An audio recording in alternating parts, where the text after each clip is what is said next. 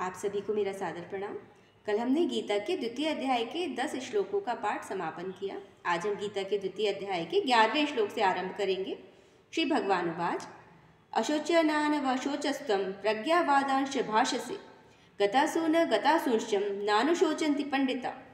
हे अर्जुन, तुम इस तरह से बात कर रहे हो जैसे तुम कितने ज्ञानी और विद्वान व्यक्ति हो, लेकिन ऐसा करते हुए भी तुम उन लोगों के लिए इतना शोक प्रदर्शन कर रहे हो जो कि उसके योग्य नहीं है। तुम्हारी इस भावना के योग्य ये लोग नहीं हैं।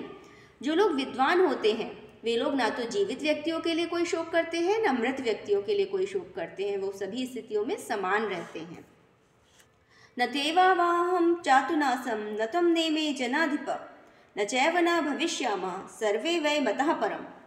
भगवान कहते हैं कि ऐसा कोई समय भूतकाल में नहीं था जब मैं मौजूद नहीं था, मैं उपस्थित नहीं था, और या तुम उस समय में उपस्थित नहीं थे, या ये जितने भी राजा जन यहाँ पे युद्ध के लिए खड़े हुए हैं ये लोग वहाँ उपस्थित नहीं थे, और ना ही ऐसा भविष्य में होगा कि जब तुम, मैं और ये सभी राजागण उपस्थित मौजूद नहीं होंगे। तो तुम क्यों व्यर्थ बातों के लिए शोक कर रहे हो। देहिनो अस्मिन् यथा देहे कौमारम यौवनम जरा तथा देहांतर प्राप्तिर धीरस्तत्र न मुह्यति। भगवान कहते हैं कि जिस प्रकार इस शरीर में रहते हुए ये आत्मा जो है बाल्यावस्था से किशोरावस्था और युवावस्था की ओर बढ़ती है, फिर युवावस्था से वृद्धावस्था की ओर बढ़ती है, उसी प्रकार वृद्धावस्था के बाद मृत्यु होती है और मृत्यु के उपरांत ये आत्मा दूसरा शरीर धारण करती है। तो तुम्हारे शोक करने योग्य यहाँ कुछ है ही नहीं। इस परिवर्तन से जो बुद्धिमान व्यक्ति होते हैं वो शोक नहीं करते, पर वो लोग प्रभावित नहीं होते। मात्रा स्पर्शास्तु कौन्तेय शीतोष्ण सुख दुःखदः आगमापायिनो नित्यांस्तांस तीक्षस्व भारत।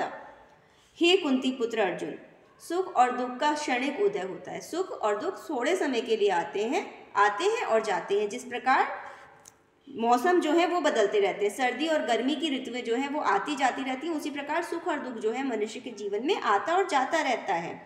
तो ये क्यों होता है? हमारी इंद्रियों के कारण हमें इसका आभास होता है। सुख दुख, मौसम का परिवर्तन, ये सब हमारी इंद्रियां जो है उनके कारण हमें इनका आभास होता है। तो जो मनुष्य है उसको इन सभी परिवर्तनों में अविचल रहना चाहिए, उसे इनसे प्रभावित नहीं होना चाहिए और एक समान बने रहना चाहिए, और उसे इन्हें सहन करना सीखना चाहिए। यम ही न व्यथयन्ते ते पुरुषम पुरुषर्षभ सम दुख सुखम धीरम सोमृत तत्वाय कल्पते। श्री कृष्ण कहते हैं कि हे अर्जुन, जो पुरुष सुख और दुख में विचलित नहीं होता, उसे चाहे सुख मिले चाहे दुख मिले, वो हर स्थिति में एक समान बना रहता है, ऐसा ही जो पुरुष है वही, या ऐसा ही जो व्यक्ति है, पुरुष से यहाँ मतलब जो है स्त्री पुरुष से नहीं है, जीव से मतलब है, ऐसा ही जो व्यक्ति है, ऐसा जीव जो है जो सभी स्थितियों में समान रहता है, उसे ही मोक्ष की, मुक्ति की प्राप्ति होती है, वही उसके योग्य होता है। आज के लिए इतना ही। कल हम गीता के अगले श्लोक से आरंभ करेंगे। तब तक के लिए धन्यवाद। चैनल को सब्सक्राइब करें, वीडियो को लाइक और शेयर भी करें। धन्यवाद।